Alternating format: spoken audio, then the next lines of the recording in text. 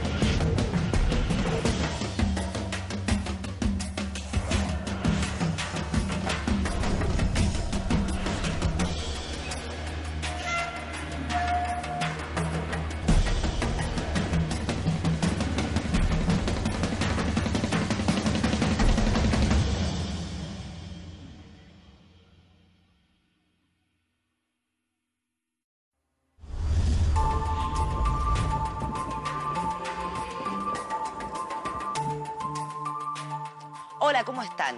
Yo ya los andaba extrañando. Les cuento que hoy me ven en un ambiente colonial. Ponchos, prendas de algodón. ¿Quién es usted? ¿Qué pasa? ¿Qué Bien. es esto? A ver. Todo barato. A ver, barato. Pero acá dice hecho en Inglaterra. Por favor, vaya. Sí, en otro momento puede ser. ¿Me deja seguir con lo que estaba haciendo? Muchísimas gracias. Telas, ponchos, prendas de algodón. Un personaje tan extraño, ¿verdad? Aunque en un momento no fueron nada extraños estos comerciantes ingleses por Buenos Aires. Al contrario, los ingleses y Buenos Aires son dos puntos clave en la historia de hoy, porque vamos a descubrir las consecuencias que tuvo en la zona del Río de la Plata la revolución industrial que se dio en Inglaterra a mediados del siglo XVIII. Una historia en la que se mezclan el contrabando, la importancia de Buenos Aires para los británicos, las invasiones inglesas, nuestro enfrentamiento entre Inglaterra y España y el rumbo de la economía en el Río de la Plata. La revolución industrial comenzó a mediados del siglo XVIII en Inglaterra y fue un proceso técnico porque cambiaron las formas y las maquinarias para producir. A la vez, fue un proceso económico y también social. Todo esto produjo una verdadera transformación del mundo occidental. La llamada revolución industrial, entre otros aspectos, convirtió a Inglaterra en el primer productor textil del mundo. Y para la sociedad, también fue una época de profundos cambios que alcanzaron a hombres, mujeres y hasta los niños. Cambio dinámico que afectó las formas productivas del viejo mundo entre fines del siglo XVIII e inicios del XIX. Comenzó en Inglaterra porque este era el país europeo que mejores condiciones tenía, es decir, poseía un mercado más o menos amplio y de buen poder adquisitivo, poseía también una flota externa apta para abrir mercados, poseía colonias y poseía también un proceso previo de cambio en el campo.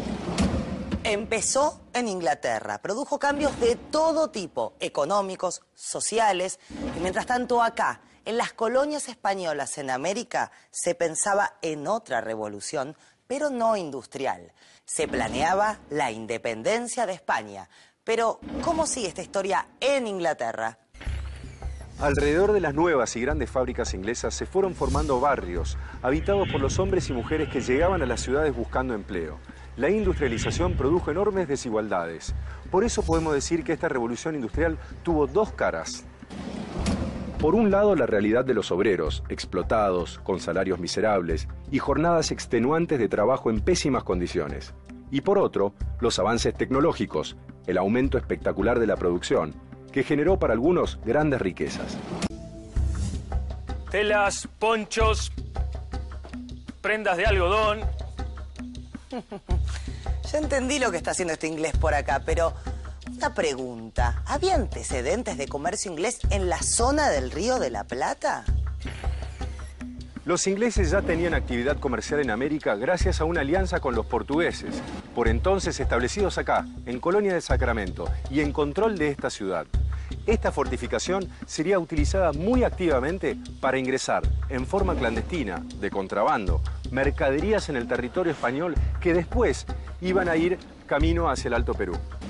Inglaterra proveía los productos que desde Lisboa, la ciudad portuguesa, se enviaban a Brasil. Allí, desde Río de Janeiro, se trasladaba mercadería hasta aquí, Colonia del Sacramento, donde se establecían los contactos con los comerciantes rioplatenses. Mediante el contrabando, las mercaderías eran vendidas.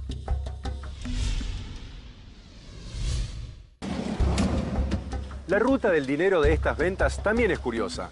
Desde el Río de la Plata, el dinero viajaba a Río de Janeiro, desde donde la flota portuguesa lo llevaba a Lisboa. Desde allí, una proporción se mandaba a Londres, y así se cerraba el ciclo de este comercio ilegal. Luego, de otra forma, el comercio británico se iba a fortalecer en la zona del Río de la Plata. Ya vamos a ver por qué. Ahora, de esta historia hay algo que no termino de comprender.